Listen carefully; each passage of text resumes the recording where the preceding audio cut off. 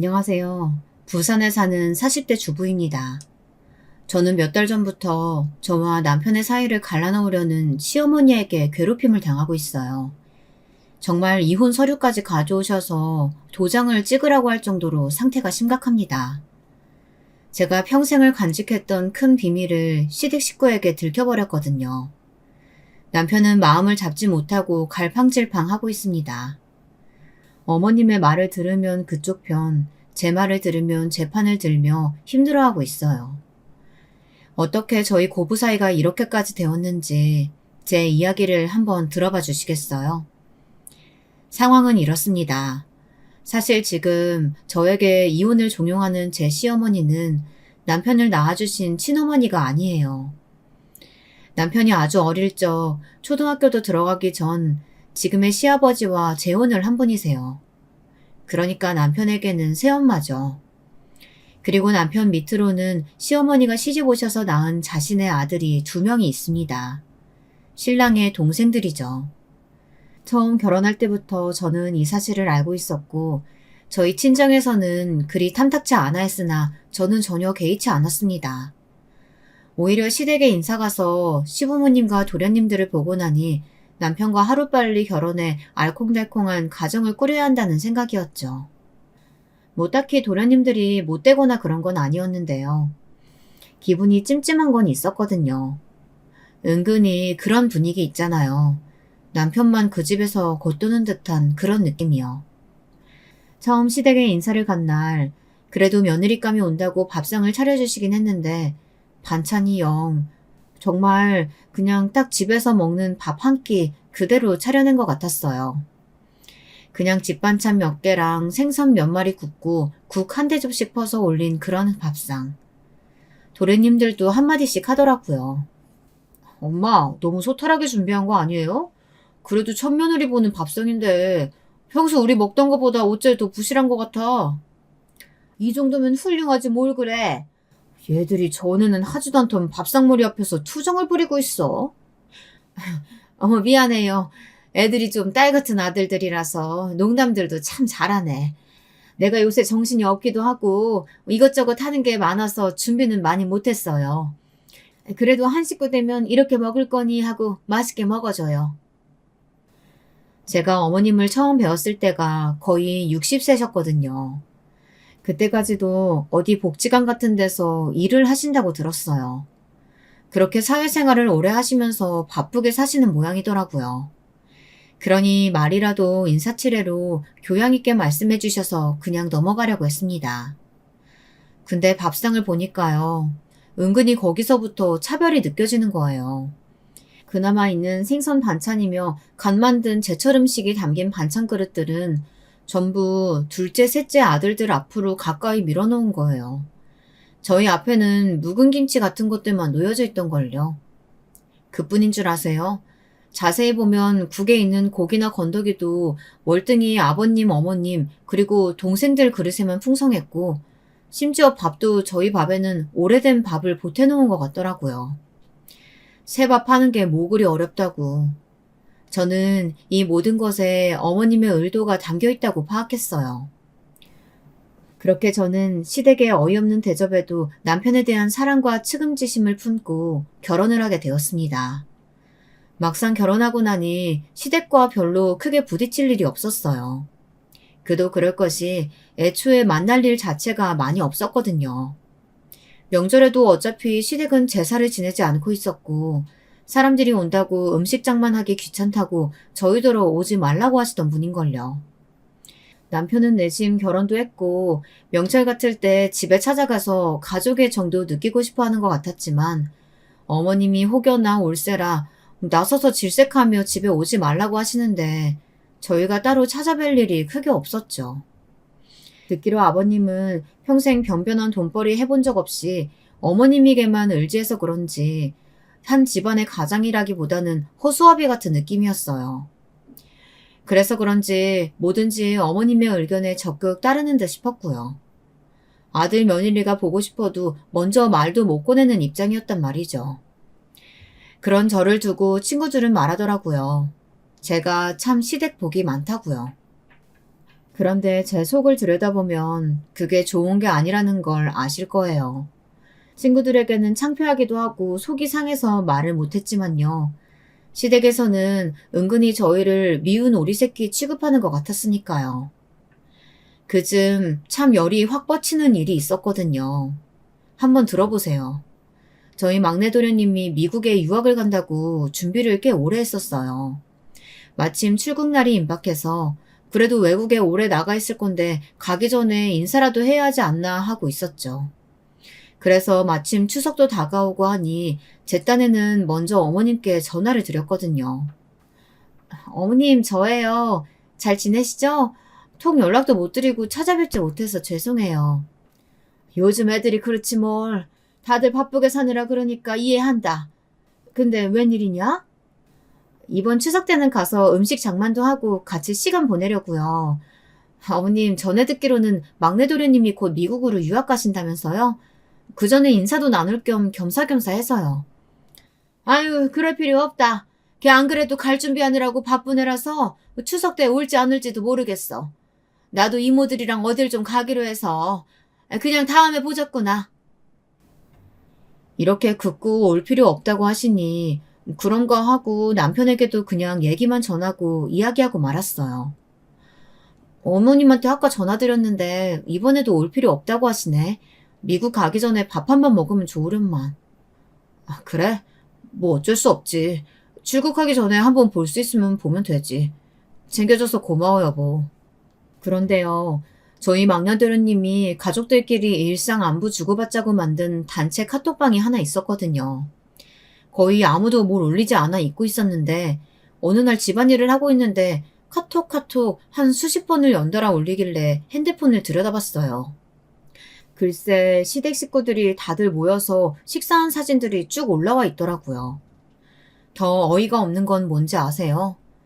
남편 바로 밑에 도련님은 결혼도 하기 전이었는데 그 도련님 여자친구로 추정되는 사람까지 초대해서 아주 화기애애한 시간을 보내는 사진이 올라온 거예요. 막내 도련님은 사진과 함께 글도 같이 올렸던데 내용인 즉슨 미국으로 떠나기 전에 이렇게 다들 만나서 또 좋은 추억 하나 만든 것 같습니다. 엄마, 아빠, 저 몸 건강히 열심히 공부하고 올게요. 둘째 형 여자친구분, 제가 방금 사진 올리면서 초대했어요. 다음에 뵐 때는 둘째 형수님 되어 있겠네요. 다들 몸 건강하시고 한국 들어오는 날 또 연락드리겠습니다. 정말 기분이 더러웠어요. 아무리 다른 엄마한테서 태어난 형이라지만 이건 큰형님을 무시하는 처사 아닌가요? 우리가 갈 수 있든 갈 수 없든 어쨌든 전화 한 통이라도 줄 수는 없었던 건지. 게다가 제가 어머님께 전화까지 드려 식사라도 한번 해야 하는 것 아니냐고 여쭤봤었잖아요. 그때 이런 자리가 있다고 귀뜸이라도 해주셨으면 저희가 그 자리에 참석을 안 했겠냐고요. 남편한테 말했더니 남편은 처음에는 아무렇지 않은 척 하다가 나중에는 되려 버럭 화를 내더라고요. 자기 단톡방에 올라온 사진 봤어? 막내 도련님 출국하기 전에 자기네들끼리만 모인 거. 어머님이나 아버님 그리고 당신 동생들도 정말 너무한 거 아니야? 이건 정말 당신을 무시하는 거라고. 신경 꺼. 그렇게 생각하려면 마음에 걸리는 게 한두 가지인 줄 알아? 그냥 어쩌다 시간 맞아서 우연히들 만난 거겠지. 그래, 우연히 만났다고 치자. 그럼 그때라도 우리한테 전화 한번 넣어줄 수 있는 거잖아. 그래놓고 우리 보란듯이 사진 올리는 건 또 뭐야? 약 올리는 것도 아니고 말이야. 제발 그만해. 나라고 섭섭한 마음 없는 줄 알아? 그래, 나 평생 이런 대접 받고 컸어. 그걸 그렇게 꾹꾹 찔러야 속이 시원해? 우리 집 원래 그래. 그렇게 살았어. 그러니까 신경 꺼. 내가 괜찮다는데 당신이 왜 자꾸 나서서 그래? 우라통이 나서 도련님이건 시어머니한테건 전화해서 따지기라도 하고 싶었거든요. 근데 남편이 질색팔색을 하며 이러니 괜히 미안해지기도 하고 그래 이 집안은 원래 이런 집안이니 들쑤시지 말자 이런 생각이 들더라고요. 친구들 말처럼 나는 시댁복 받았다고 생각하고 편히 살자고 마음먹으려고 했어요. 남편도 속상했겠죠. 그런데 말해봤자 그동안 자라온 분위기가 있으니 가만히 있었던 거예요.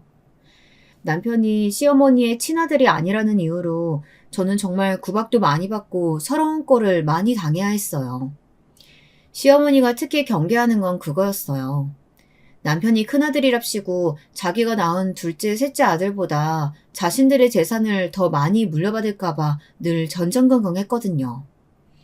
그렇다고 물려주실 재산이 그렇게 많은 것도 아니에요.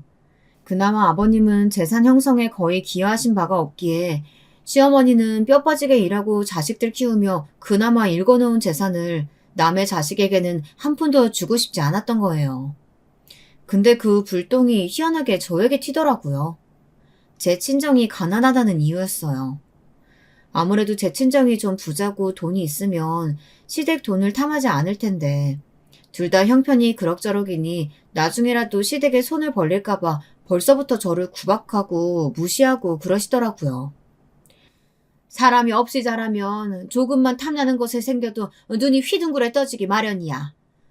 너 행여나 그런 종자 아니지? 우리 기브앤테이크는 확실히 하자고. 나 너한테 받을 것도 없지만 줄 것도 없다. 그러니까 어디서 적선이라도 바라듯이 무슨 일 있더라도 나한테 손 벌릴 생각이란 꿈에도 하지 말라고. 그런 시어머니가 둘째 며느리는 참 태도가 180도 다르게 대하더라고요. 둘째 도련님이 사진 속 여자친구와 결혼을 했거든요.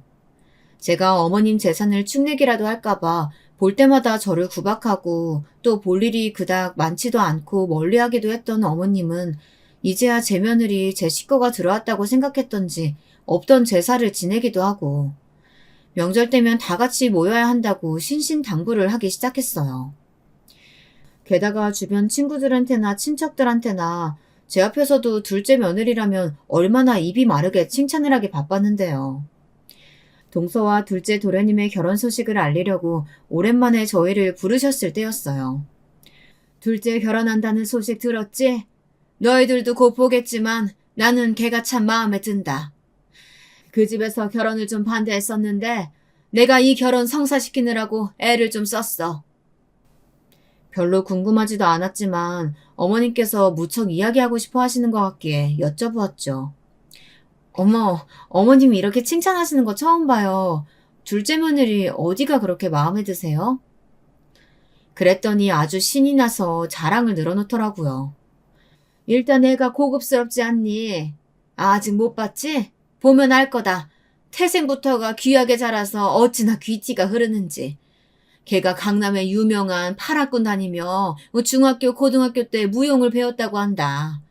그러니 집안에 돈도 얼마나 많겠니? 아버님은 대대손손 물려내려오는 기업 운영하고 계시고 어머님은 나처럼 일할 것도 없지. 가정적으로 우아하게 고상하게 살아오셨대. 그뿐인 줄 아니? 문안동료 외동딸이라서 어찌나 딸 사랑이 극진하신지. 걔 결혼할 때 혼수도 이것저것 죄다 해주신다는 걸 내가 마다했지 뭐냐. 우리는 집도 못 해가는데 그런 걸 넙죽 받기가 좀 그렇더라고. 걸친 것도 최명품에 걷는 것도 사뿐사뿐 한 마리 나비가 날아다니는 것 같다니까? 말수도 적고 기품이 있는 게 우리 집안 격이 같이 높아지는 것 같더구나. 조금, 아니, 많이 서운하긴 했어요. 제가 처음에 시댁에 인사 갔을 때 어머님은 저나 저희 집안을 참 많이 무시하셨거든요. 듣자하니 엄마는 일찍 돌아가시고 아버지가 혼자 아가씨를 키웠다고? 아버지가 고생이 많으셨겠네. 가난한 형편에 딸까지 건사하시려면. 그래도 우리 애가 착해서 앞으로는 팔자가 좀 괜찮아질 거야. 첫 만남부터 이런 말씀을 하셨었죠. 게다가 한 번은 제가 시댁에 갔는데 웬 쓰레기를 그렇게 내놓으셨는지 집 앞에 50리터짜리 쓰레기 봉투가 대여 개씩 놓여 있는 거예요. 언뜻 들여다보니 글쎄 세상에 그게 뭐였는지 아세요? 어머님 저희 왔어요. 근데 저 쓰레기 봉투 저게 다 뭐예요? 어머 왔니? 갑자기 무슨 일이야? 그래 쓰레기 내가 버릴 테니까 그냥 둬라. 웬 이불을 버리신 것 같던데 이불은 의류수거함에 못 넣나요?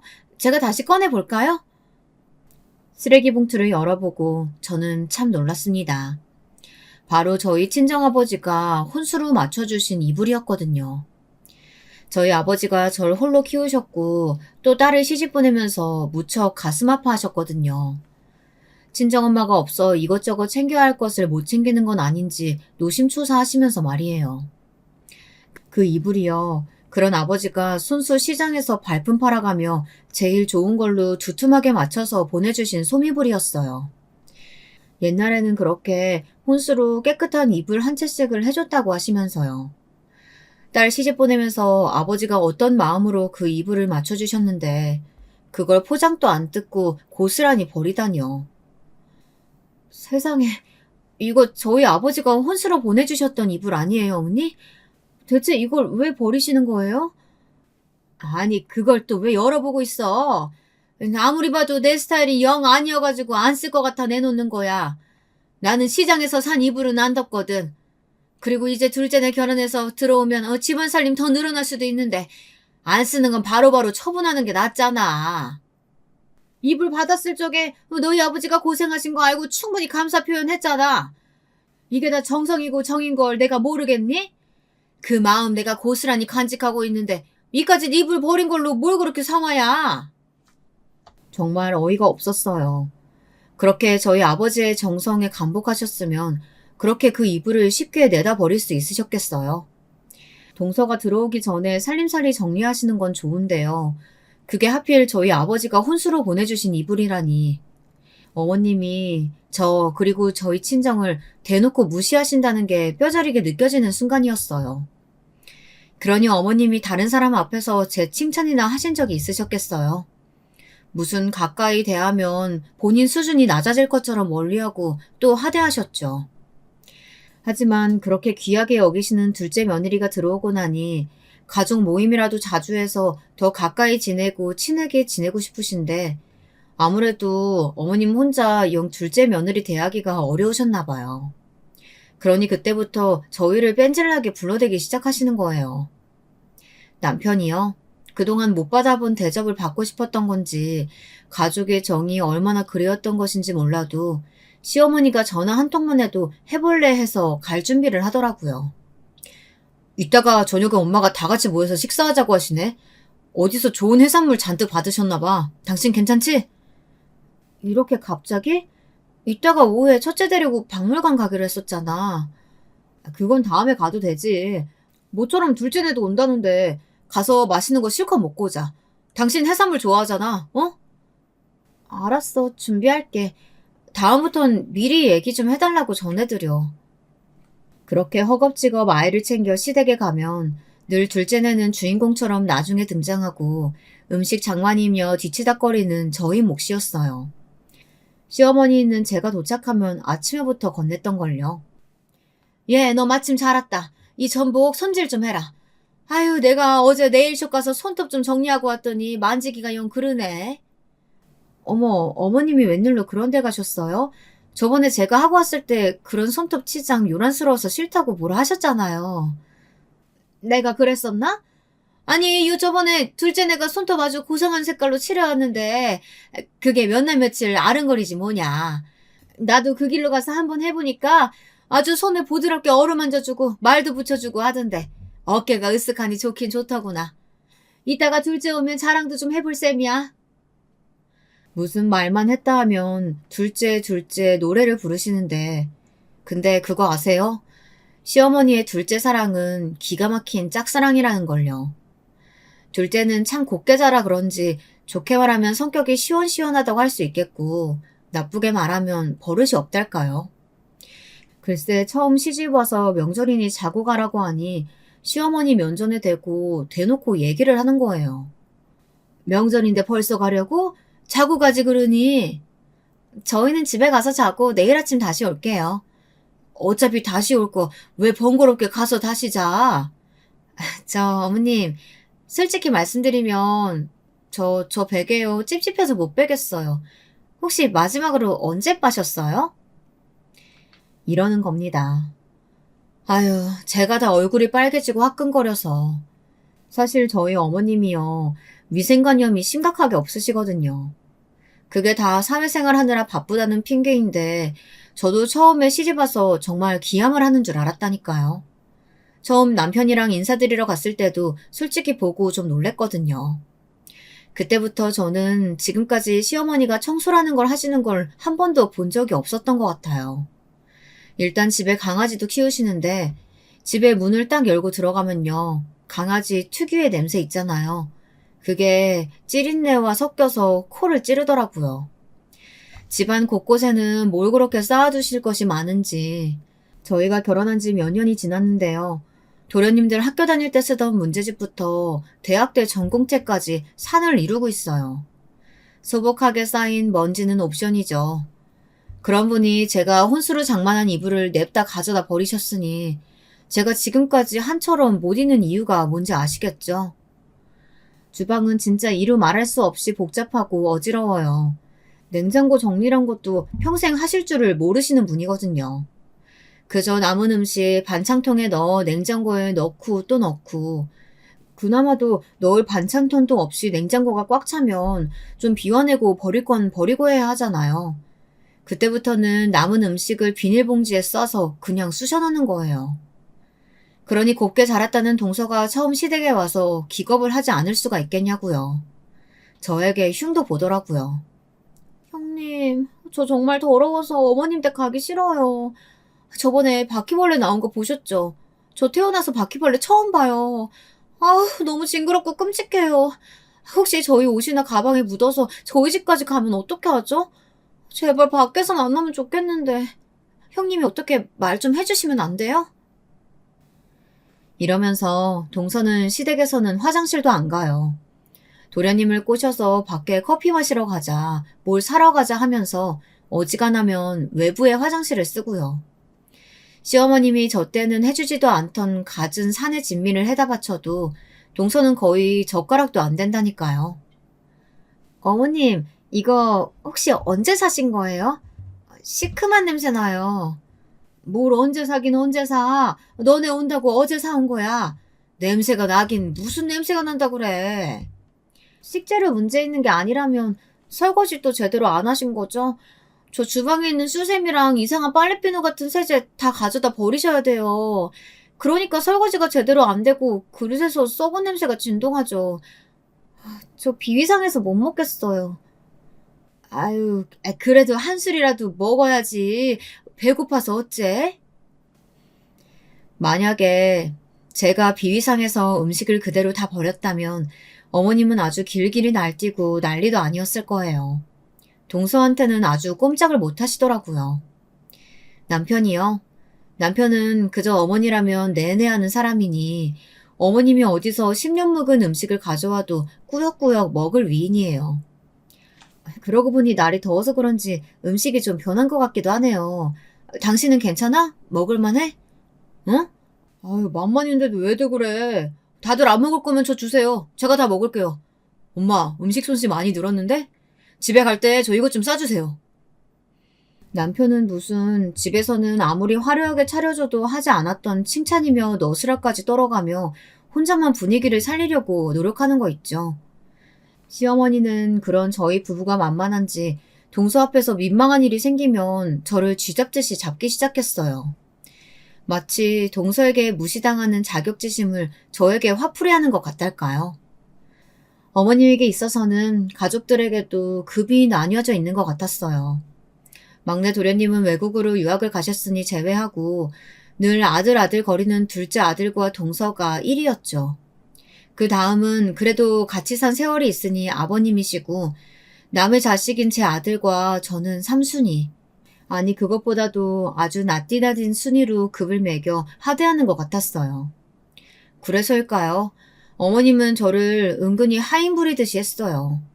명절 전이면 꼭 저를 불러서 온 집안 대청소와 이불 빨래, 냉장고 청소를 시키시는 거예요. 처음에는 그저 그동안 명절 때 찾아뵙지 못했으니 이렇게라도 도와드리자 좋게 생각하려고 했거든요. 어머님이 하시는 말씀은 그게 아니었어요. 예, 이참에 이불도 싹 꺼내서 빨자. 저번에 보니까 둘째가 좀 피부가 민감한 것 같더라고. 가끔 그렇게 대놓고 언제 이불 빨래했냐고 물어보는데 내가 좀 민망할 때가 많아. 너는 평생 능력도 없이 직장을 안 다녀봐서 모르겠지만 돈 벌면서 살림하는 게 그게 그렇게 쉬운 일이 아니야. 나는 미처 신경 못 쓴 걸 걔가 얘기해주니 뭐 어쩌면 고맙기도 하지. 시어머니의 말을 곰곰이 되새겨보면요. 말에도 뼈가 있다는 것이 무슨 뜻인지 느껴지시죠? 시어머니는 집안 살림은 깔끔하게 못해도 그 연세까지 직장 생활을 한다는 것에 있어서 그나마 저보다 급이 높다고 스스로를 평가하시는 것 같았어요. 참 우습죠. 그렇게 급을 나눠서 한 사람이라도 자기 아래 두면 동서에게 무시당하는 서름이 달래지고 망가진 자존심이 좀 회복이 되시나 봐요. 동서한테는 아무 소리도 못 하시는 걸 저에게 화풀이를 하시는 거죠. 한 번은 제가 어머님 냉장고를 열다가 쾌쾌한 냄새에 그만 코를 틀어쥐고 만 적이 있었어요. 뭐가 썩어도 단단히 썩은 모양이었거든요. 그랬더니 어머님이 대번에 제 등짝을 후려치시는 거예요. 얘! 너 지금 뭐 하는 거니? 내가 네 남편 낳지 않았어도 그래도 네 시어머니인데 내 냉장고 보고 그렇게 대놓고 코를 틀어막아? 지금 나한테 너 부엌일 시킨다고 시위하는 거야 뭐야? 한번 해보자는 거야? 어머님은 이 썩은 냄새 안 나세요? 저도 모르게 반사적으로 코를 틀어막은 거라고요. 이건 동서라도 그랬을 거고요. 어쩌면 더 심하게 말했을지도 몰라요. 동서한테는 아무 말도 안 하시면서 왜 저한테는 이렇게 나무라세요? 걔랑 너랑 같아? 너랑은 급이 다르잖아, 급이. 네가 둘째처럼 집안이 좋기를 해. 뭐 나처럼 능력 있어서 밖에서 돈을 몇백만 원씩 벌어오기를 해. 저는 정말 서러웠어요. 아무리 속으로 그런 생각을 하셨다고 해도 이렇게 대놓고 비교를 하실 줄은 몰랐거든요. 저는 어머니에게 정말 따지고 싶었지만 그랬다가 저희 남편까지 싸잡아서 애들이 버릇이 없네, 이래서 검은 머리 짐승은 거두는 것 아니네, 이런 말들을 할까봐 그냥 급한 일이 있다고 둘러대고선 시댁을 나오고 말았어요. 그렇게 시어머니나 동서에게 걸려오는 전화도 피하고 혼자서 상처받은 마음을 달래고 있었거든요. 근데 저희 남편도 참 문제죠. 그렇게 어렸을 때 사랑을 못 받고 자라서인지 끝까지 어머님의 말씀이라면 껌뻑 죽는 신용을 하더라고요. 저번에 엄마랑 뭔 일 있었어? 엄마가 요새 당신한테 전화 걸어도 안 받는다며. 내 입으로 말하기도 싫어. 그냥 어머님이랑은 자주 안 보는 게 맞는 것 같아요. 그래도 애들한테는 할머니고 나이 드신 분이 앞으로 사시면 얼마나 사신다고. 자주 찾아뵙고 그래야지. 내가 앞으로 장인어른이랑 당신하고 애들한테 더 잘할게. 마음 좀 풀어봐. 당신 지금도 충분히 잘하고 있어. 아무튼 나는 큰 상처 받아서 당분간은 어머님 보고 싶지 않아요. 이번에 막내가 잠깐 한국으로 들어온대. 엄마가 같이 식사라도 했으면 하시는데 어떻게 그 자리만 참석하면 안 될까? 자기도 막내 유학 갈 때 식사 한 번 못했다고 무척 서운해했잖아. 나도 막내가 어떻게 잘 지내는지 궁금하기도 하고 보고 싶기도 하고 그래. 하필이면 막내 도련님은 왜 이럴 때 귀국을 하시는 걸까요? 저는 정말 가기 싫었지만요.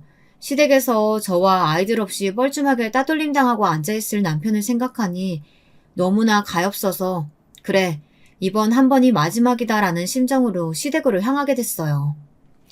가기 싫은 마음에 꾸역꾸역 늑장을 부리면서 갔더니 웬일로 이번에는 상을 다 차려놓았더라고요.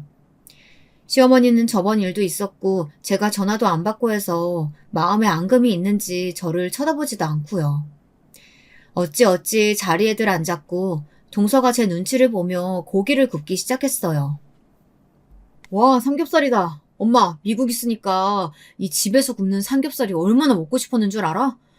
거기서는 무슨 마당에서 바베큐란 걸 해먹는데 난 그거보다 이렇게 후라이팬에 고기며 김치, 마늘 짠뜩 구워 먹는 게 훨씬 그리웠다고요. 막내 도련님만 신나서 떠들고 분위기가 어색하고 묘하게 흘러간다 생각하고 있었는데 갑자기 어머님이 안 그래도 좋지 않은 분위기에 찬물을 끼얹기 시작했어요. 얘, 너는 늦게 온 애가 상도 다 차려놨더니 멀뚱멀뚱 앉아서 뭐하니? 네 동서가 이런 삼겹살이나 구울 사람이야? 보자 하니까 네가 왜 입이 대빨 나와서 콧대가 하늘 끝까지 솟았는지 모르겠다. 이 고기 네가 구워. 능력도 없는 쓰레기 같은 네가 구워. 그러면서 급기야 제 얼굴에 동서가 고기를 굽고 있던 집게를 빼앗아 던져버리는 거예요. 뜨겁게 달궈진 집게를 얼굴에 냅다 던져버리니 어디 맞기라도 했으면 정말 큰일 날 뻔한 거 있죠. 반사적으로 놀라서 으악 비명을 지르며 얼굴을 감싸쥐었는데 동서가 갑자기 나서서 소리를 빽 질렀어요. 보니까 동서는 식사를 시작할 때부터 고기를 굽느라 밥은 안 먹고 대신 막내 도련님이 미리 사온 양주를 홀짝홀짝 들이키고 있었거든요. 한눈에 봐도 엄청나게 취한 모습이었어요. 제발 그만하세요, 어머님. 왜 이렇게 형님을 못 잡아먹어서 안달이세요? 대체 형님이 누군 줄 아세요? 어떤 사람인지 아시냐고요? 그게 무슨 소리냐? 네 형님이 누구긴 누구야? 형님은 비참하게 살던 제 인생을 구원해준 제 생명의 은인이나 다름없는 분이에요. 저는 평생 형님의 은혜 갚으며 살아가야 한단 말이에요. 그러니까 앞으로 다들 형님한테 함부로 대하지 마세요. 그러면 저 정말 앞으로 가만히 있지 않을 거예요. 이게 다 무슨 소리냐고요? 네, 결론부터 말씀드리자면 사실 동서는 사기 결혼을 한 것이나 다름없었습니다. 강남에서 내노라 하는 부잣집의 무남 동료에 강남의 유명한 학군 졸업해서 무용까지 전공한 여대생. 그 배경이 모두 거짓이었단 말입니다. 그리고 그 모든 사실을 알고도 숨겨준 게 바로 저였고요. 자초지종은 이랬습니다. 동서가 결혼하기 전 시댁 단톡방에 동서와 시댁 식구들이 나란히 찍은 사진이 올라온 적이 있었다고 했었죠. 처음에 볼 땐 몰랐는데 보면 볼수록 동서의 얼굴이 이상하게 어디에서 많이 본 것 같은 느낌이 들었습니다. 아, 분명 어디서 봤는데 하면서도 잘 기억이 나지 않더라고요. 그러다가 어느 날 아는 동생을 만나러 갔다가 맞다, 얘가 걔구나 하고 동서의 얼굴을 기억해낸 거예요. 사실 부끄러워서 아무한테도 말하지 못했지만 제가 결혼하기 전에 바에서 잠깐 일을 했던 적이 있었거든요. 그때는 정말 절박했어요.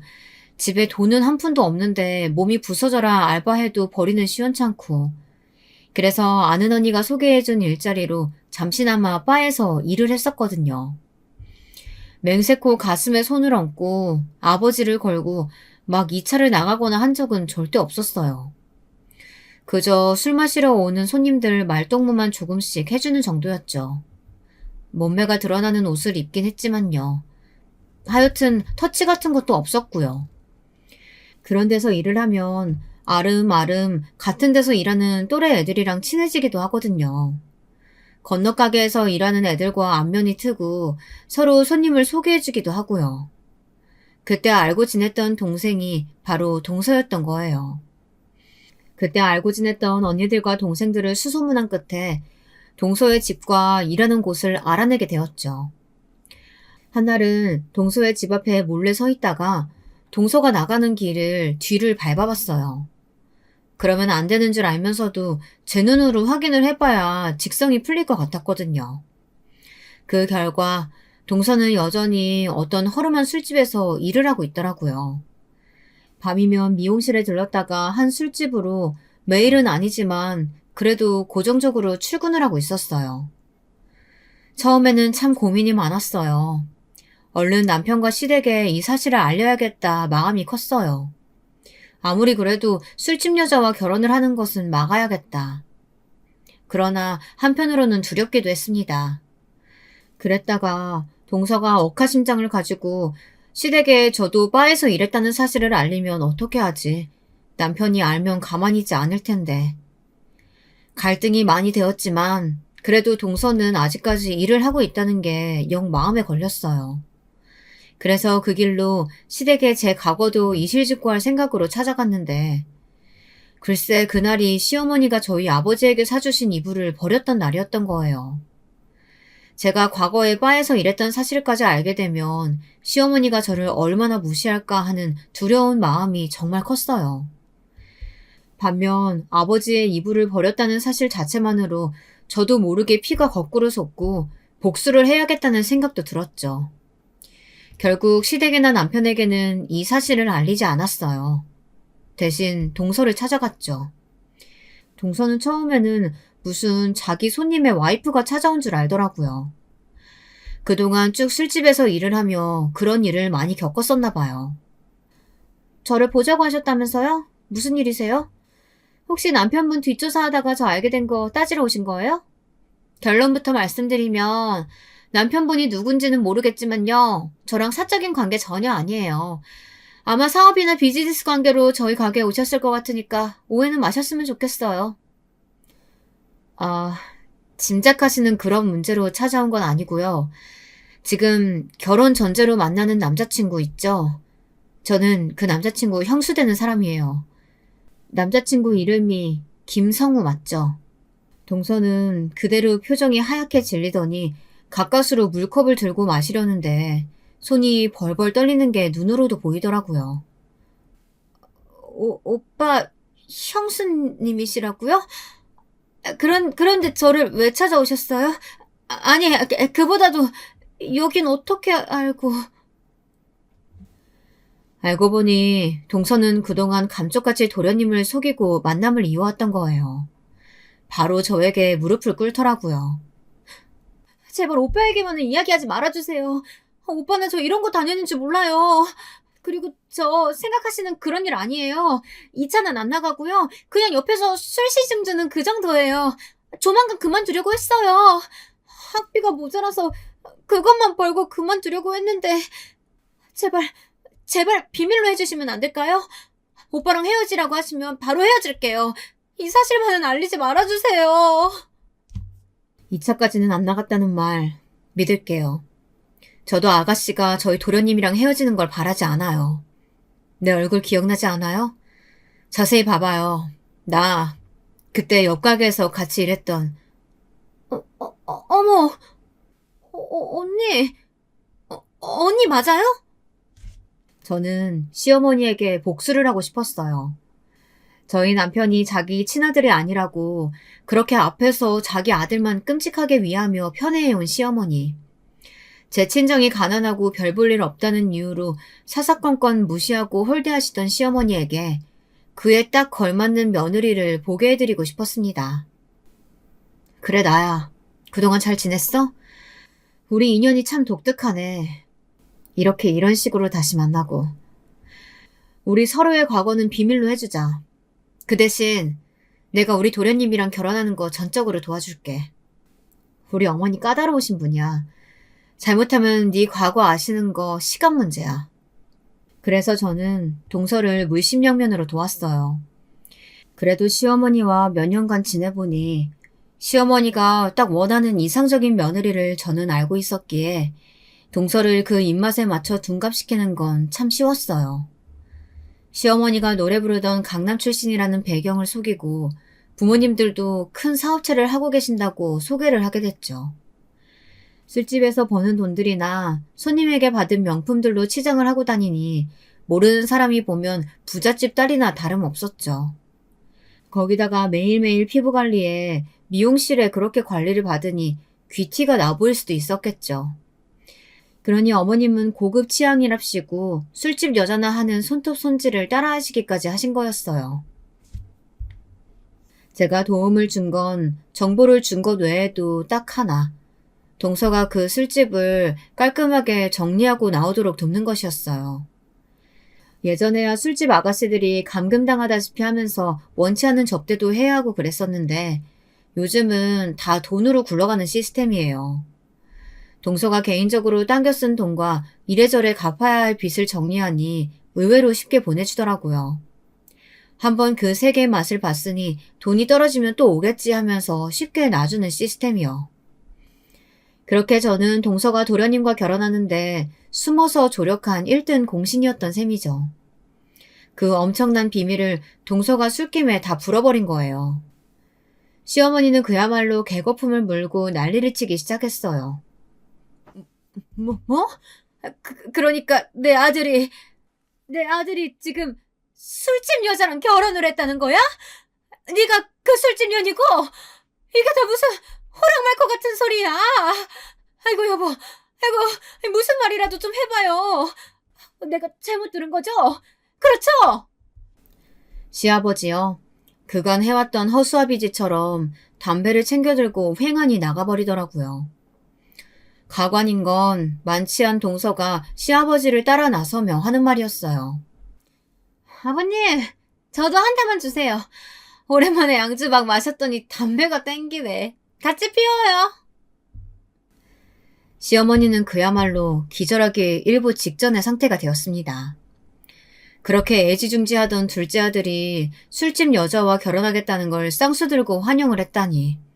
그것도 모자라 어디서 귀한 공주님이 시집 온 줄 알고 온갖 대접을 다 했으니 당장이라도 혀를 깨물고 싶은 표정이었습니다. 이 나쁜 년들, 사람을 속여도 묘분수지. 어떻게 출신 성분을 속일 수가 있어? 너 말해봐라. 그 모든 걸 네가 알고도 숨겨줬다는 게 사실이냐? 네가 대체 누굴 망하게 할 생각 아니면 어떻게 이럴 수가 있어? 대체 무슨 억하심장에 그런 짓을 벌인 거야? 어머니가 늘 말씀하셨잖아요. 사람은 급에 맞게 어울려야 한다고요. 그래서 저나 저희 남편은 상종도 하지 않으려고 하셨죠. 어머님 배운 대로 저도 어머님 급에 맞는 며느리가 들어오게 하려고 그래서 눈 감아줬을 뿐이에요. 그게 무슨 잘못인가요? 뭐야? 그러니까 네 말은 우리 아들이 술집 여자한테 딱 맞는 짝이다 뭐 이 말이냐? 이 나쁜 년, 집안 말아먹을 것이 둘이나 굴러들어왔네. 아이고. 그렇게 그날 저녁 식사는 아주 파탄이 나버리고 남편도 처음에는 길길 날뛰기 시작했습니다. 당신 대체 무슨 일을 벌인 거야? 그런 일을 알고도 어떻게 숨길 수가 있어? 당신 동생이었다면 당신은 그런 여자랑 결혼하게 둘 수 있었겠어? 여보, 이런 말해서 미안하지만 정말 당신이 깨달을 때까지 내 입으로 말하고 싶지 않았지만 당신 집안 사람들은 절대로 당신을 한 가족으로 생각하지 않아요. 왜 아직도 그걸 몰라요? 뭐? 지금 말 다 했어? 우리 엄마 친엄마 아니긴 해도 그래도 지금까지 날 키워주신 분이야. 말 함부로 하지 마. 키워준다고 다가 아니에요. 자식이면 그에 걸맞는 대접을 해줘야죠. 언제 한번 어머님이 도련님들보다 당신을 위해 준 적 있어요? 당신은 대놓고 남의 자식 취급하는 게 이렇게 제 눈에도 다 보이는데 당신은 왜 그걸 알고도 모른 척하는 거예요? 사실 남편은 어린 시절 아버님과 이혼하고 한 번도 자신을 찾아온 적 없었던 친엄마에 대한 원망이 무척 컸어요. 그만큼 그리움도 컸고요. 그걸 그나마 시어머니에게 정을 갈구하면서 애써 모른 척하고 살아가고 있었던 거예요. 어머니가 저희를 무시하는 것도 처음에는 이 정도까진 아니었는데 앞서 이야기를 했다시피 고깃집게를 저에게 던질 지경까지 와서는 저도 시댁과 인연을 끊을 마음을 어느 정도 먹고 있었어요. 그러나 그것이 어려웠던 것이 남편의 결핍 때문이었던 것을 알기에 저는 남편 몰래 남편의 친어머니를 찾는 중이었어요. 마침 연락이 되어 한번 만나뵌 적이 있었습니다. 한눈에 보기에도 인자한 인상의 어머니는 저를 보자마자 눈물을 쏟으시며 제 손을 꼭 잡고 이야기하셨어요. 우리 아들 잘 있지? 고맙다. 이렇게 네가 나를 찾아주고 내가 염치가 없어서 앞에 나타나진 못했는데 고맙다, 며느리. 아니, 아가라도 불러도 되겠니? 네, 어머니. 그이도 어머니를 무척 그리워하고 있어요. 꼭 한번 만나보셨으면 좋겠어요. 남편의 친어머니를 만나 자초지정을 들어보니 지금의 시어머니는 천년을 갈라놓을 정말 끔찍한 일을 저지른 사람이더라고요. 당시 시어머니는 시아버지와 바람을 피워 둘째 도련님을 갖게 되었는데 본인의 아이를 아버지 없는 자식으로 키우기 싫어 들어앉아 온갖 모함을 해 시어머니를 쫓아내 버렸다고 해요. 첩이 들어와서는 앞에서는 형님 하면서 뒤에서는 온갖 험담에 잔심부름에 어머님은 버티지 못하고 친정으로 그만 쫓겨나고 마셨다고 했습니다. 그래도 떼놓고 나온 자식이 못내 걸려 시댁을 머뭇머뭇 찾아가기라도 하면 그 여자가 어찌나 무섭게 협박을 했던지 글쎄 뭐라고 하며 어머님을 쫓아내는 줄 아세요? 글쎄 당신 큰아들이 당신 없어지고 나니까 큰 충격받았는지 다 큰애가 이불에 오줌 싸고 말문도 닫고 얼마나 부모 속을 썩이는 줄 알아요? 그나마 병원 다니고 하면서 이제 겨우 진정됐는데 당신이 나타나면 또 애가 얼마나 혼란스러워할 거예요. 당분간은 애 앞에 나타나지 말아요. 좀 커서 만나도 되잖아요. 애가 측은하고 안쓰러워서 당장은 보살펴줬지만 또 그 증상 나타나면 나도 모르게 애 구박해버릴 수도 있을 것 같아요. 나도 갓난아기 같이 돌보려니까 힘들어 죽겠다고요. 자식이 아프다는 말에 그런 자식을 볼모로 잡고 협박을 하는 통에 시어머니는 그대로 돌아설 수밖에 없었습니다. 그저 먼 발치에서 남편을 바라볼 수밖에 없었다고 해요. 그렇게 1년, 2년 세월이 흐르고 어머니도 살 길을 찾아야 했기에 재혼을 하고 또 그쪽 자식을 낳아서 키우다 보니 더 남편 앞에 나타나기가 힘들었다고요. 그렇게 눈물 섞인 어머님의 사연을 남편에게도 전해주었습니다. 남편은 처음에는 절대 만나고 싶지 않다고 했어요. 그렇지만 도련님의 결혼에 얽힌 엄청난 비밀들이 드러나자 큰 충격을 받았는지 혹시 본인이 모르고 있던 어머님의 사정이 궁금해진 건지 어머님을 만나 뵙게 되었습니다. 몇십 년 만에 만난 모자는 한눈에 봐도 외모가 많이 닮아 있었어요. 둘은 얼굴을 마주하자마자 끌어안고 엉엉 울기 시작했습니다. 막상 만나자마자 그동안의 세월이나 오해, 앙금은 눈노뜩 사라지고 있었어요. 엄마가 없어서 그동안 내가 얼마나 서러움 많이 당했는 줄 알아요? 이렇게 살아있으면서 잘 살고 있으면서 어떻게 연락을 한 번 안 해요? 미안하다, 내 아들. 그렇게 어머님과 남편은 재회를 했고 긴긴 이야기를 나누며 해묵은 감정들을 해소했습니다. 남편은 눈에 띄게 편안해진 모습이었어요. 그 기회를 틈타려던 건 아니었지만 저는 그 순간을 놓치고 싶지 않았습니다. 저도 남편에게 무릎을 꿇고 용서를 구했어요. 여보, 미안해요. 제가 동서의 출신 비밀로 한 것 외에 당신한테 말하지 않은 게 하나 더 있어요. 제가 동서를 바로 알아본 건 저도 20대 때 잠깐 바에서 일한 적이 있었기 때문이에요. 미리 말하지 못해서 미안해요.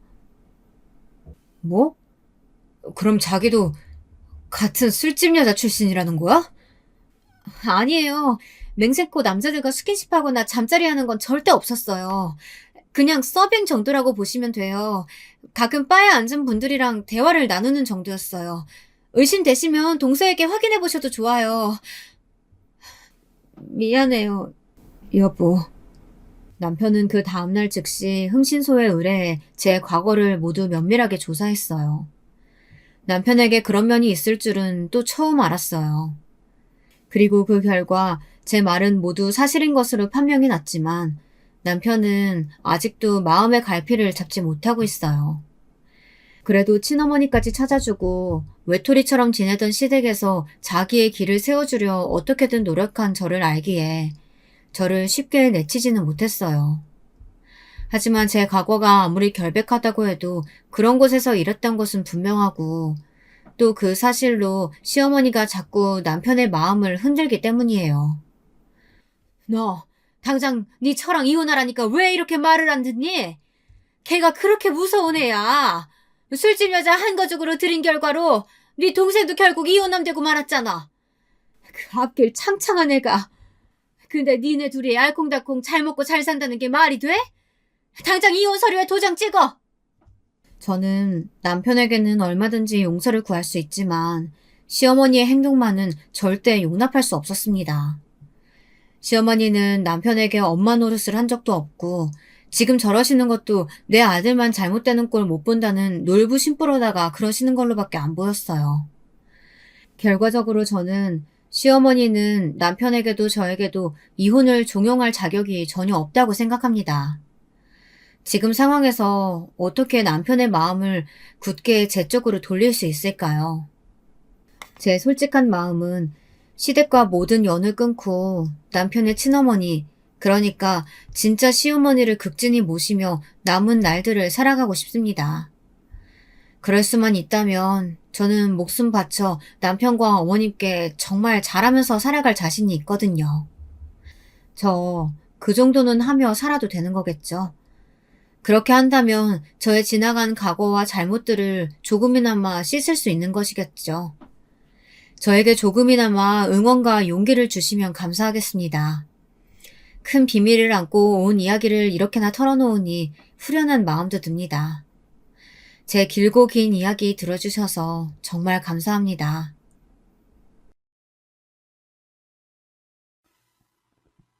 안녕하세요. 사람 사이의 교류가 점점 줄어가는 오늘날 예방할 틈도 없이 갑자기 생겨난 전염병으로 인해 우리는 더욱 서로의 이야기에 귀 기울이지 않는 것 같습니다. 그런데 이렇게 인터넷으로 각자의 사연을 전하고 들으면서 살아가는 이야기를 접할 수 있는 게 참 뜻깊은 것 같습니다. 저에게도 가까운 이에게 털어놓기엔 너무나 길고 깊은 사연이 있어서 이렇게 긴 글을 남겨봅니다. 끝까지 읽어봐 주시길 바랄게요.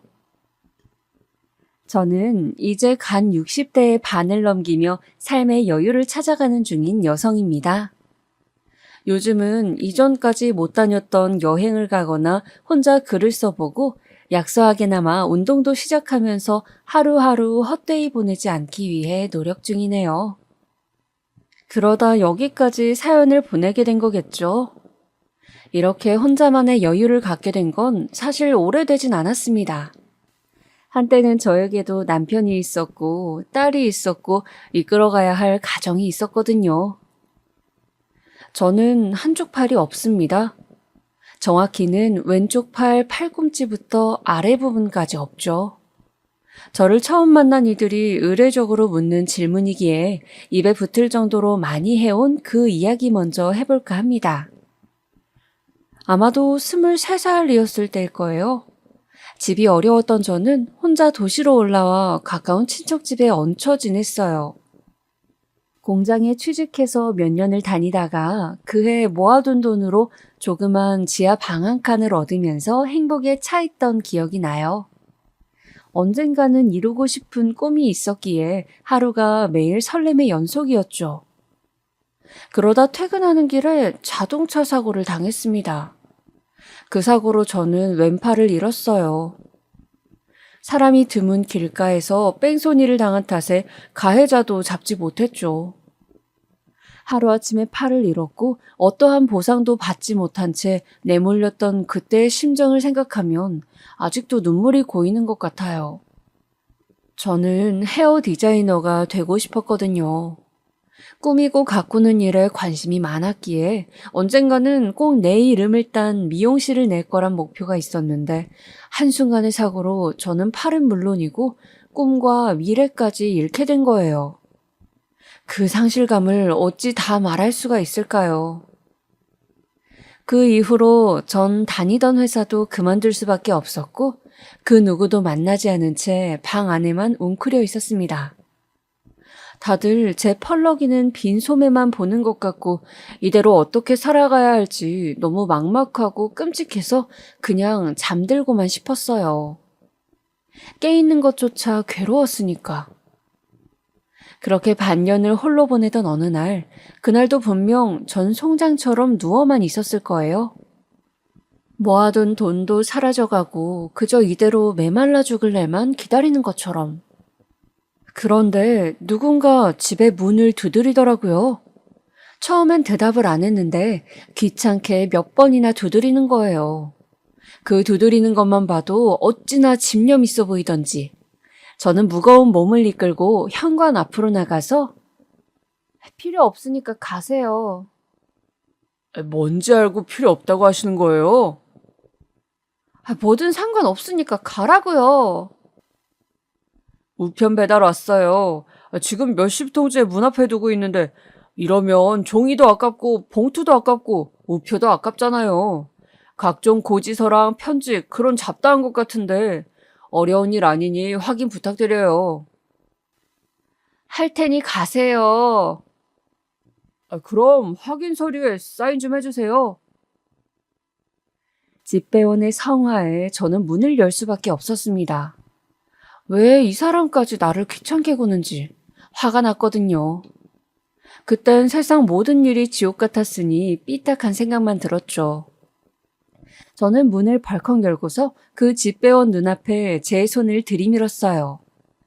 손이 없어서 서류에 사인을 못하겠는데 어떻게 할 거냐고.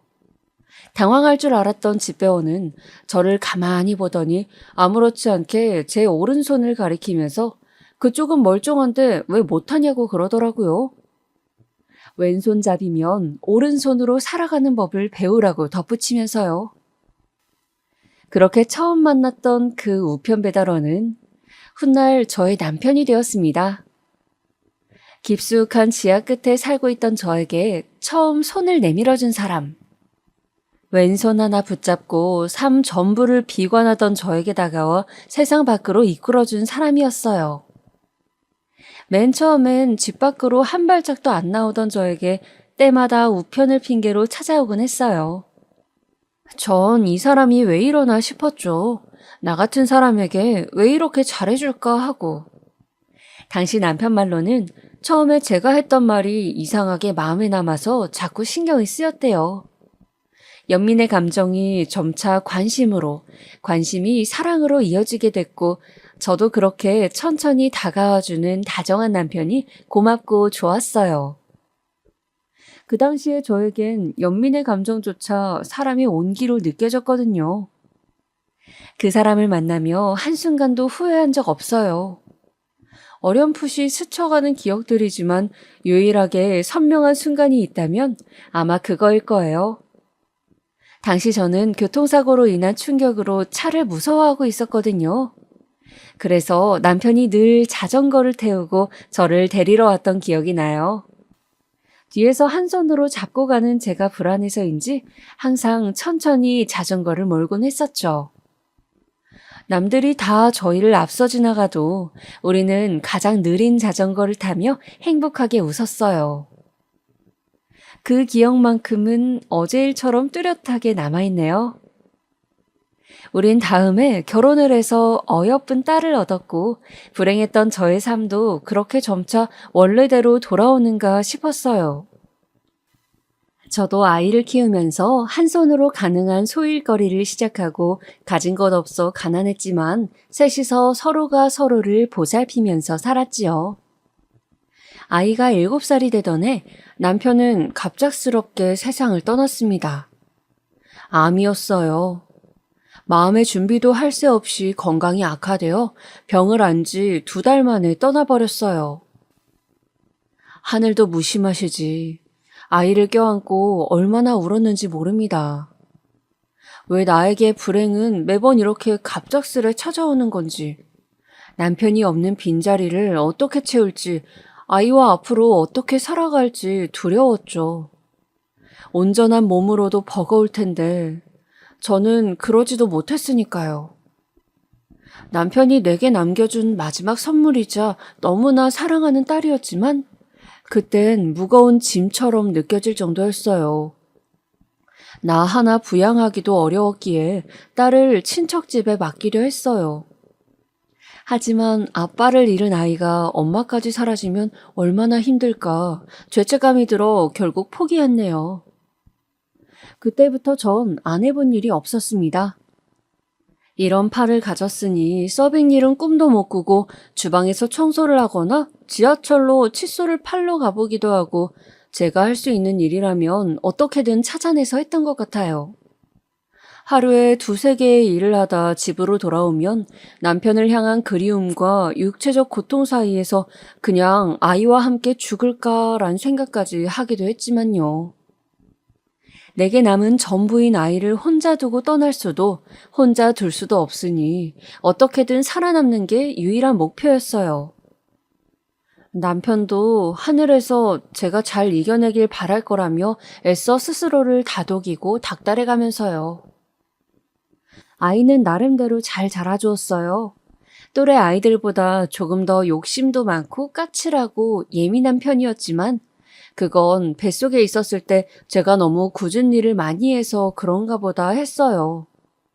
내가 너무 많은 일을 하느라 뱃속에 있는 아이가 많이 화났었나 보구나 하고요. 청소년기, 그 나이대에 할 수 있는 사고 같은 건 치른 적 없었으니 그걸로 만족하며 살기로 했죠. 건강히만 자라주어도 행복할 테니까. 몸이 불편한 엄마 때문에 희생했던 순간이 많았을 딸에게 걱정거리를 주지 않기 위해서 저는 혼자 묵묵히 일을 하며 굳세게 살아왔죠. 아빠의 빈자리를 어떻게든 채워야 한다고 생각했어요. 하루는 제가 용돈을 너무 적게 준다며 화를 잔뜩 내고 등교를 하던 날이었어요. 그날 밤 제가 윗속옷을 입으면서 자크를 채우지 못해 끙끙대고 있는데 딸이 학교에서 돌아와 저를 물끄러미 보더라고요. 신경질을 부릴 때가 많았지만 그 다음엔 시간이 얼마나 지났든 꼭 사과하던 아이였기에 저는 웃으며 괜찮다고 들어가 보라고 말했어요. 그랬더니 딸이 뒤에서 자크를 채워주며 말하더라고요. 나쁜 말해서 미안해. 엄마 잘못 없는 거 아는데 그냥 그렇게 말이 나왔어. 괜찮아. 네 맘 다 알아. 내 맘 알면 이제 필요한 거 바로바로 말해. 엄마가 혼자서 끙끙대는 게 더 답답하고 싫단 말이야. 한쪽 팔 없는 엄마를 남들에게 보여주기에 창피할 거란 생각은 했지만 오히려 아이에겐 그런 제가 도움을 구하지 않는 게 더 속이 상했던 것 같더라고요. 그 후 딸의 말은 제가 밖에서 생활할 때도 도움이 되어 주었어요. 제가 몸이 불편하다는 사실에 스스로 갇혀있지 말고 필요할 땐 남들의 도움을 요청하고 받아가며 나아가는 게 서로 간에 더 합리적이더라고요. 스스로에게 그리고 남들에게 조금 더 솔직히 이야기하자고 다짐했죠. 어느덧 아이는 성인이 되었고 대학교 대신 회사를 다니기 시작했어요. 집안 형편 때문에 선택한 것도 있지만 어차피 본인이 대학 성향과도 맞지 않을 거라서 그랬다고 말하더군요. 아이에게 좁은 선택지를 준 것 같아 늘 미안했어요. 딸아이는 직장이 너무 멀리 있다면서 힘들어하더니 1년 정도만 하다가 그만두었어요. 그 뒤로 갑자기 유학을 가겠다며 공부를 하다가 그만두었고 몇 년을 이것저것 배워보더니 갑자기 경찰이 되고 싶다고 하더라고요. 오랫동안 시험 준비를 해야 하는 일이라서 자기가 모아둔 돈 외에 조금만 더 도와줄 수 없냐기에 일단 알겠다고 했습니다. 당시 전 지하 상가에서 옷장사를 하고 있었어요. 그나마 제가 할 수 있는 장사일 중 하나였고 적성에도 가장 잘 맞았던 일이었거든요. 딸의 공부를 위해서 가게를 더 작은 곳으로 옮기고 일하는 시간을 더 늘리면서 쉬는 시간엔 다른 가게에 커피 배달을 가면서 돈을 모아갔죠. 아이에게 도움이 될 수 있다는 사실에 힘든지도 모르고 일했어요. 그 후로 시험에 한 번 떨어졌었던 아이는 결국 2년 만에 합격해서 그토록 바라던 경찰이 되었습니다. 처음에 딸은 너무나 좋아하면서 앞으로 빚진 거 전부 차근차근 갚아가겠다고 하더군요. 하지만 반년이 지난 뒤 딸은 다시 또 그만두겠다고 하는 겁니다. 난동 피우는 사람들 대하는 것도 힘들고 지구대 내 차별이 심해서 그런 부당 대우받으며 일을 못하겠다고요. 준비한 시간보다 너무 빨리 그만두는 모습에 마음이 아파 저는 다시 한번 딸아이를 붙잡고 이야기했어요. 지혜야, 그래도 조금만 더 참아보는 게 어때? 익숙해지면 나아질지도 몰라. 이대로 그만두기엔 여태 공부한 시간들이 너무 아깝잖니. 엄마는 내가 그런 취급을 받는데 계속 일하라는 말이 나와? 잘 알지도 못하면서 어떻게 그렇게 쉽게 말해? 아니면 엄마가 보태준 게 아까워서 그러는 거야? 나도 공부하면서 힘들었어. 나도 엄마만큼이나, 아니 그것보다 더 절박하고 고통스럽고 내가 잘 되길 바랐다고. 결국 일을 그만둔 딸은 그때부터 엇나가기 시작했어요. 시험에 떨어지기라도 하면 본인은 하고 싶은 게 너무 많은데 엄마 때문에 포기해야 했다고 화를 냈고 공부가 잘 안 될 때면 남들처럼 편하게 공부만 하고 싶은데 엄마 때문에 신경 쓸 게 많다고 신경질 부렸죠. 많이 속상했지만 아이 말이 틀린 거 없기에 아무 말 할 수 없었습니다. 딸이 배움에 대한 열정이 크고 욕심이 많다는 걸 알았지만 제가 보탬이 되지 못해서 기회가 있을 때마다 늘 포기해왔다는 걸 알고 있었거든요. 딸의 폭언은 점점 심해졌지만 어떻게든 참아야만 했습니다. 그 후 저는 새로운 사업을 시작했어요. 한쪽 팔이 불편해진 후로 머리를 매만지거나 손톱을 다듬는 것 등 차림새를 가꾸거나 미용에 대한 부분은 어쩔 수 없이 포기해야만 했어요. 하지만 일상생활에서의 기본적인 부분은 정말 괴롭더라고요.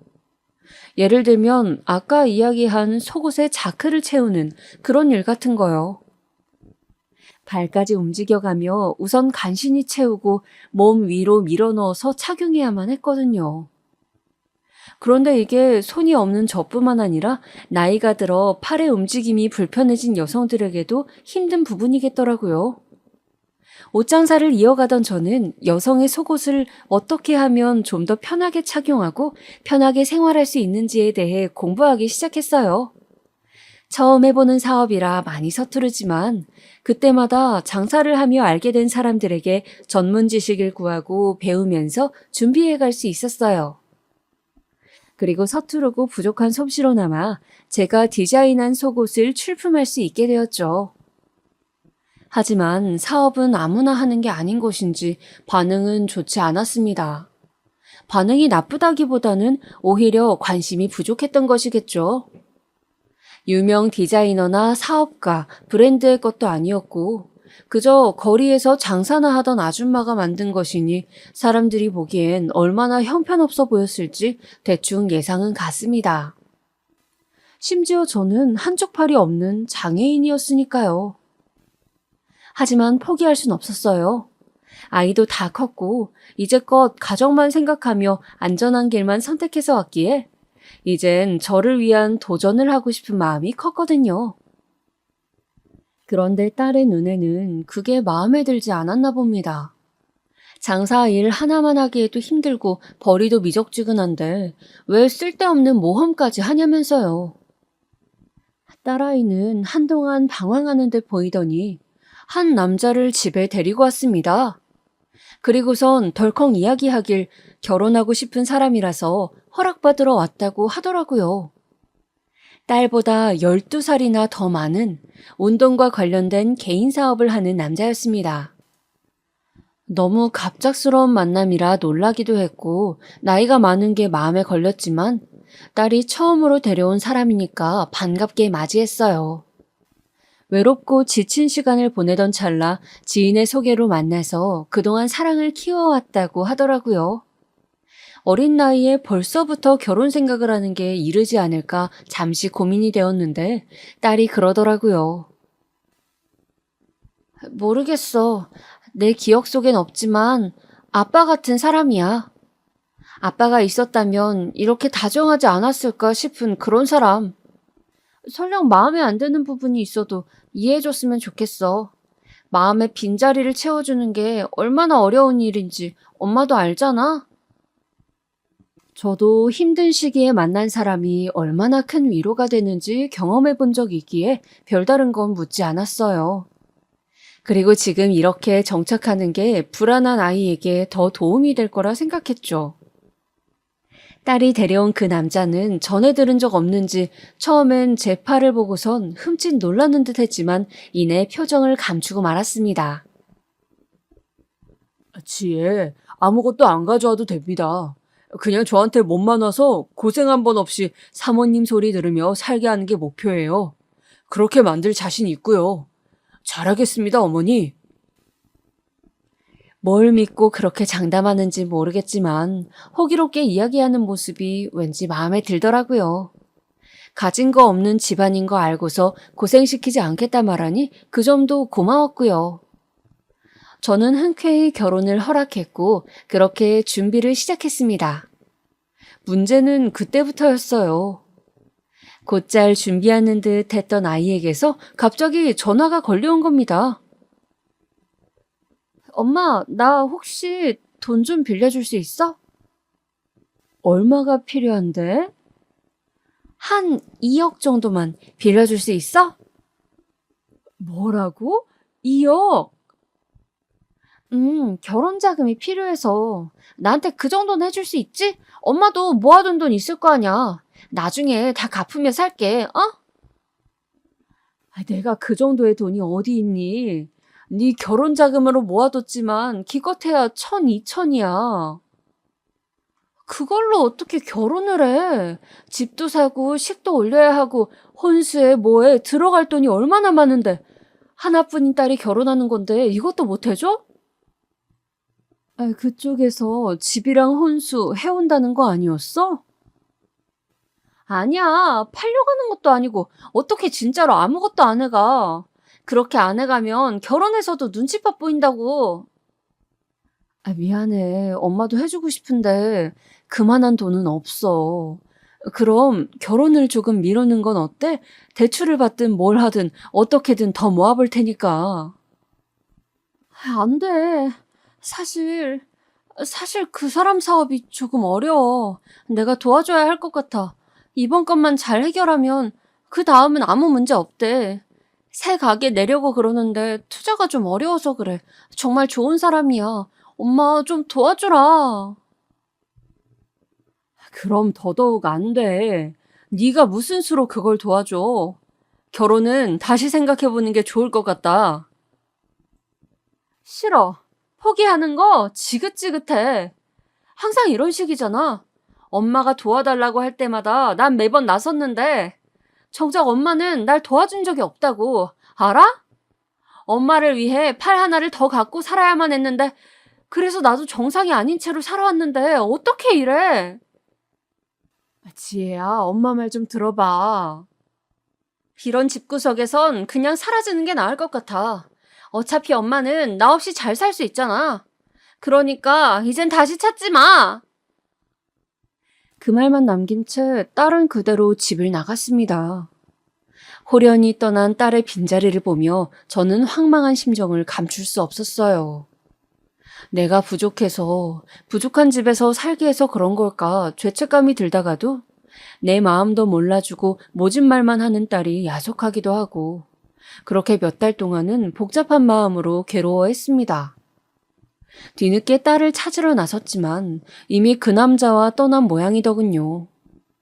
전 또다시 혼자 남게 되었고 자책감과 그리움, 원망, 외로움들이 뒤섞여 하루를 살아내기가 너무 힘들었습니다. 그래서 술을 마시기 시작했어요. 술을 마셔야 잠이 들 수 있었고 술 없이는 눈물을 참아내기가 힘들었거든요. 지금 저를 들여다봐 줄 수 있는 게 술밖에 없다는 생각에 더더욱 매달렸던 것 같아요. 그렇게 매일 취기로 잠든 지 몇 달이 지났을 때쯤 누군가 다시 또 집 문을 두드렸어요. 현관을 향해 비틀대며 걷는데 술에 취해 있어서 그런 건지 벼랑 끝에 있어서 그런 건지 오만 생각이 들더라고요. 딸이 다시 돌아온 걸까? 나를 용서하고 또 용서를 구하기 위해 돌아와 준 걸까? 아니야. 사실 과거 남편을 처음 만났던 때로 돌아간 건 아닐까? 저 문을 열면 남편의 얼굴이 있을까? 말도 안 되는 상상이 머릿속에 오가며 문을 열었더니 제 가게 맞은편에서 장사하던 동생이 절 찾아온 거더라고요. 생각지 못했던 동생의 얼굴을 보고 당황해하던 제 모습이 생각나네요. 제가 그동안 가게를 팔지도 나오지도 않으니 걱정돼서 한번 와봤다더군요. 동생은 남편과 이혼한 뒤 혼자 살고 있었는데 몸이 불편한 절 보고 유일하게 먼저 말을 걸어주던 알게 모르게 힘써주던 사람이었어요. 조용하고 새침한 친구여서 처음엔 가까워질지 몰랐었는데 우린 금세 가장 친한 동료가 되어 있었죠. 저는 반년 만에 처음 만난 사람의 목소리가 너무 따스해서 저도 모르게 울음이 터지고 말았습니다. 그리고선 자리에 주저앉아 그간 있었던 일을 털어놓으며 앞으로 어떻게 살아가야 할지, 어떤 마음으로 살아야 할지 모르겠다고 속 안의 이야기를 전부 꺼냈어요. 아마도 누군가라도 붙잡고서 말하고 싶었던 것 같아요. 안 그러면 미칠 것만 같았으니까. 동생은 한참 동안 저를 토닥여주더니 아무 말 없이 밥을 챙겨주더라고요. 그렇게 방 안에 둘 다 말 한마디 없이 수저뜨는 소리만 났어요. 집으로 돌아간 동생은 그때부터 매일 아침 찾아와 묵묵히 제 이야기를 들어주거나 밥을 해주고 집을 청소해주기 시작했습니다. 별다른 위로의 말 없이도 이렇게 위안을 줄 수 있다는 걸 전 그때 깨달았어요. 나중에 전해 듣길 그 당시 동생은 제가 얼마나 슬플지 사실 가늠이 안 돼서 무슨 말을 해야 할지 몰랐다고 하더라고요. 알잖아, 언니. 난 남편과 짧게 살고서 일찍 이혼했고 아이를 낳은 적도 없어서 가정을 잃는 게 혼자가 되는 게 그렇게 절망적인 건지 사실 몰랐어. 나한텐 그 모습이 익숙한 거니까.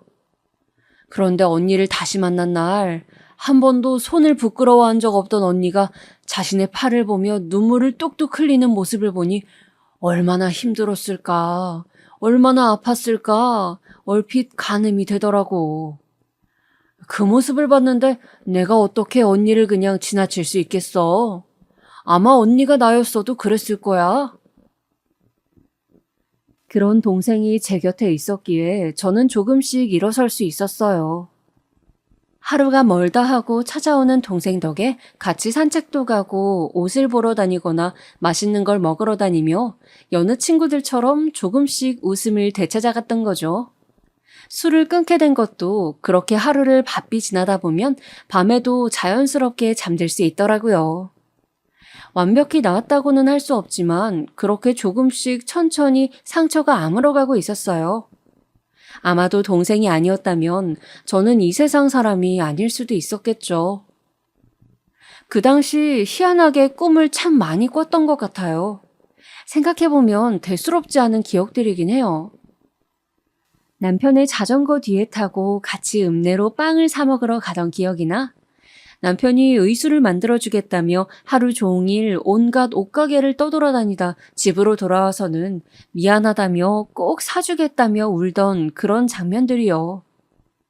일상의 순간들이었지만 지금 가장 그리운 때이기도 하고요. 남편은 참 유쾌하고 따뜻한 사람이었는데 나와 딸만 남겨두고 떠난 게 미안해서인지 떠난 후로 꿈에도 도통 나오지 않았거든요. 그런데 왜 그제야 자꾸 모습을 보였던 건지 모르겠네요. 곰곰이 생각해보면 아마도 제가 걱정돼서 그런 게 아니었을까요? 사는 게 버거워서 한순간 놓아버릴까봐 겁이 나서 그런 것 같아요. 원체 겁이 많은 사람이었거든요. 한 번은 다시 또 나와서 지혜야, 지혜야, 어디 있니? 딸의 이름을 부르더라고요. 저는 울면서 남편에게 매달렸어요. 지혜는 나를 두고 사라져버렸다고, 잡지 못해서 미안하다고 연신 사과를 했죠.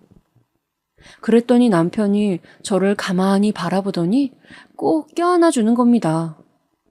그러면서 괜찮다고 우리 딸은 어디선가 딸 나름대로 잘 살고 있을 테니 이제 그만 잊어도 된다고 하더군요. 다른 사람 신경 이제 그만 쓰고 저의 삶을 계속 살아가라고 자신이 옆에서 지켜봐 주겠다고 말하는데 꿈속이었지만 그게 어찌나 위안이 되던지요. 다른 누군가가 보기엔 딸을 떠나보내야 했던 죄책감으로부터 벗어나고 싶어서 스스로 만들어낸 것 아니냐라고 할 수도 있겠지만 저는 믿어요. 그건 분명 남편이 저에게 다시 한번 손을 내밀어 준 거라고. 저는 그 뒤로 동생과 사업을 시작했어요. 이전에 했다가 접었던 속옷을 만드는 일이요. 제가 속옷을 만들었었던 걸 기억해준 동생이 다시 한번 해보자고 해서 시작하게 되었죠. 다시 도전해봐도 쉽지 않은 일이었지만 묵묵히 따라와주는 동생이 있어서 주저앉지 않고 계속 시도해볼 수 있었어요. 딱히 저에게 타고나거나 좋은 사업 수완이 있었던 건 아니에요. 다만 제가 직접 불편한 몸으로 착용해보면서 사람들을 설득하고 신뢰를 주는 등 그 믿음 하나로 발전시켜 왔어요. 그렇게 수많은 시행착오와 일련의 과정들을 겪은 끝에 누구나 편히 입을 수 있고 착용감이 편리함을 우선시한 속옷을 제작하여 장사를 시작하게 되었습니다. 처음엔 제 생각대로 제 또래 중년의 여성들에게 아주 인기가 좋았어요. 쉽게 불편함을 느끼는 불편할 게 많은 중년 여성들에게 맞춤이었을 테니까요.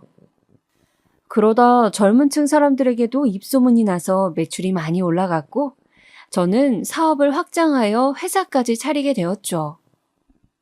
저와 동생은 각각 사장, 부사장을 맡으며 밤낮 없이 일해 회사 일에 최선을 다했고, 지금의 사업체로 키워낼 수 있었죠.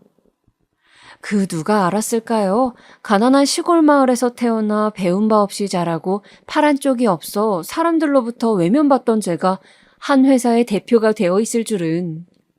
남편이 봤으면 아마 입이 쩍 벌어졌을 거예요. 그렇지만 누구보다 축하해줬겠죠.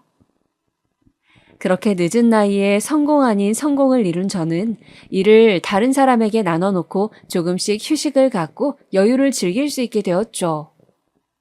여유가 생기니 딸아이 생각이 더 깊어지던 차, 어느 날 모르는 번호로 전화가 오는 겁니다. 심장이 덜컥 내려앉는 기분이었어요. 왠지 설마 하는 마음이 들었거든요.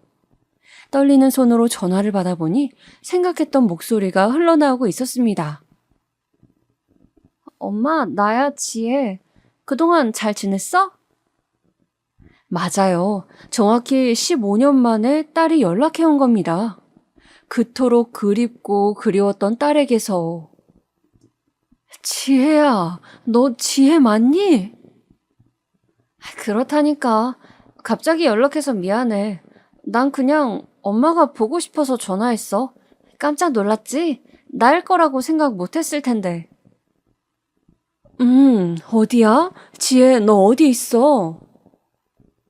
10년이 넘는 세월 동안 생사도 모른 채 한 번도 모습을 보이지 않았던 딸인데 이렇게 만나다니 가슴이 엄청 뛰었습니다. 딸은 저희 회사 밑에 와 있더라고요. 제가 거기서 일하고 있다는 걸 다 알고 찾아온 거였어요. 우리는 카페에 앉아서 커피를 두고 아무 말을 하지 않았습니다. 정적을 깬 건 먼저 딸아이였죠. 미안해, 엄마. 오래전 일이지만 사과할게. 그때 말 나쁘게 하고 그 사람이랑 떠난 거 너무 미안해. 용서해 줄 거지? 딸은 여전히 사과를 잘하는 아이였어요. 하지만 아이의 지나온 이야기를 들을수록 너무나 갑갑하더라고요. 딸은 그대로 애인과 함께 도시를 떠났었고 정착한 곳에서 그대로 살림을 차렸던 겁니다. 하지만 행복도 잠시, 남자의 사업이 망하면서 빚을 떠안게 되었는데 그 남자가 딸만 두고 하루아침에 도망을 친 겁니다. 집도 압류되고 빈털터리로 쫓겨난 딸은 오갈 데도 없이 도시 곳곳을 배회했다고 하더라고요. 다시 저에게 돌아오고 싶었지만 그건 더 비참할 것 같았대요. 다신 돌아가지 않을 마음으로 나왔으니 어떻게든 그곳에서 살아남아야겠다는 생각으로 버텼다고 하네요. 엄마에게 모질게 말한 걸 후회하기도 했지만 되돌릴 수 없는 걸 알기에 아무 말 할 수 없었다면서. 그렇게 아이는 몇몇의 직장을 옮기고 또 몇몇의 사람을 만나 헤어지고를 반복해오며 살아온 것 같더라고요. 지금은 음식점에서 매니저 일을 하고 있는데 거기서 만난 주방 직원과 식은 안 올리고 같이 살고 있다고 하더군요. 한번 대여봐서 결혼은 이제 절대 안 할 거라나? 저의 박복한 삶을 혹시 딸이 이어받은 걸까 무거운 마음으로 이야기를 들었지만 제 어두운 표정을 봐서 그런지 딸이 말하길 자신이 지나온 시간들이 그렇게 어렵고 힘든 생활은 아니었으니 걱정은 말라고 하더라고요. 그러다가 뉴스 기사를 살피는데 익숙한 얼굴이 기사 사진에 있던 걸 발견했대요. 그게 바로 저였겠죠. 설마 엄마일까 싶어서 회사 정보를 알아보는데 정말로 제 이름이 있어서 너무 놀랐대요. 이렇게 성공한 엄마를 보니까 너무 자랑스럽고 멋있어서 안 찾아올 수가 없었다며 너스레를 떠는 딸을 보는데 세월이 많이 흘렀구나 싶더군요. 무슨 일에도 예민하고 딱딱하던 이 딸아이에게도 이상한 넋살이라는 게 생긴 걸 보면 말이에요. 그동안 있었던 일을 구구절절 신나게 이야기하는 동안에도 제가 아무 답이 없자 머쓱해하던 딸은 컵만 두드리다 입을 떼었어요. 그래서 말이야, 이런 말하는 거 나도 염치 없고 민망한 거 아는데 혹시 나 돈 좀 빌려줄 수 있어? 가능하지, 엄마? 돈? 이번엔 정말이야. 같이 살 집이 필요해. 지금 살고 있는 집은 너무 작고 허름해서 힘들어. 이사 가려는데 오빠는 현금이 없어서 당장은 안 된다고 나더러 주변에 도움을 구해보래서. 엄마가 조금만 빌려주면 일단 집 보증금하고 나중에 오빠한테 받아서 줄게. 큰 돈 아니야. 이번 한 번만, 딱 한 번만 더 부탁할게. 결국엔 또 돈이더라고요. 그 돈이 뭔지 참. 난 왜 또 딸과 마주 앉아 이런 대화를 반복해야 하는 건지 옛 생각이 떠올라 괴롭더군요. 집 구해줄게. 원하는 대로 맞춰줄 수 있어. 대신 그 남자랑은 헤어져야 해. 내가 볼 땐 예전에 네가 만났던 그 사람과 별반 다르지 않아. 너 고생시킬 거 뻔히 아는데 이번엔 그때처럼 눈앞에서 같이 보낼 수는 없다. 왜 또 이러는 거야? 나 좀 믿어주면 안 돼? 이번엔 정말 믿을만 하다니까. 엄마 돈도 잘 벌잖아. 회사 사장이라며. 속는 셈 치고 그냥 믿어줘, 나 좀. 널 못 믿는 게 아니라 그 남자를 못 믿는 거야. 연락 없다가 15년 만에 나타나서 돈을 빌려달라 하고 내가 알지도 못하는 남자와 살겠다는데 누가 쉽게 알겠다고 말하겠니? 그럼 이 회사에서 일 시켜줘. 그렇게라도 알면 되는 거 아니야?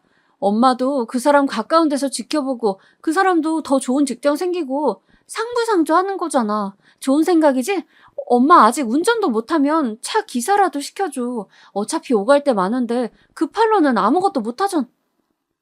무언가 쫓기듯 이야기를 쏟아내던 딸은 제 팔 이야기가 나오자 문득 멈춰섰습니다. 무슨 생각으로 멈춘 건지는 잘 모르겠어요. 미안함인지 아니면 눈치를 봐서 그런 건지 그리고선 또다시 긴 정적이 이어졌죠. 내 뜻은 똑같아. 나이 먹었으면 예전과 달라지길 바라, 지혜야. 이번엔 먼저 일어날게. 엄마, 엄마! 먼저 일어서서 가는 제 뒤에서 딸이 연거푸 불렀지만 그대로 걸어 나갔어요.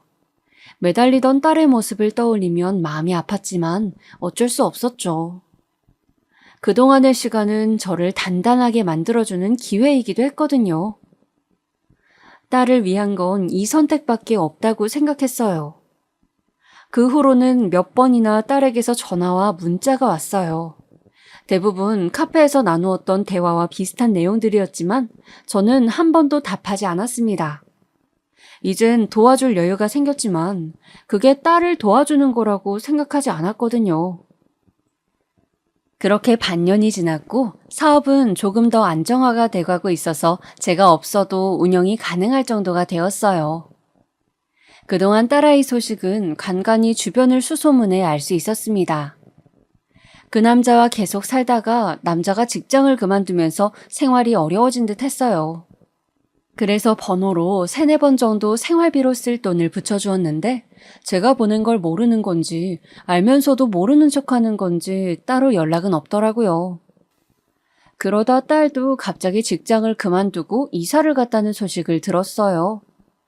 그래서 전 딸아이 전 직장에 주소를 물어서 이사간 동네로 혼자 찾아갔습니다. 정확한 주소를 알진 못해서 그 근방을 하염없이 걷고 또 걸었어요. 아침부터 밤까지 있어도 모습을 보이지 않아서 그렇게 며칠을 오간 끝에 드디어 딸을 만날 수 있었죠. 가을인데도 얇은 여름 옷을 입고서 힘없이 지나가고 있던 걸 제가 가서 붙잡았어요. 뜻하지 않는 만남에 적잖이 놀랐던 건지 아무 말도 하지 못하더라고요. 저는 가만히 서서 오른손으로 딸아이의 손을 잡고만 있었어요. 그 자리에서 얼마간의 시간이 흘렀을까? 딸이 천천히 자신의 집으로 저를 이끌었습니다. 도착한 딸의 집은 예전에 제가 처음 얻었던 지하방과 비슷하더군요. 많이 해지고 싸늘한 집에서 대충 꾸리고 사는 것 같았어요. 사람이 살지 않는 것 같은 그 익숙하고 고독한 공기. 주방에서 언제 산지 모를 차를 내어주고선 힘없는 모습으로 제 앞에 털썩 앉았죠. 아이는 그동안 많이 지쳐있던 것 같았습니다. 엄마가 찾아올 줄 몰랐어.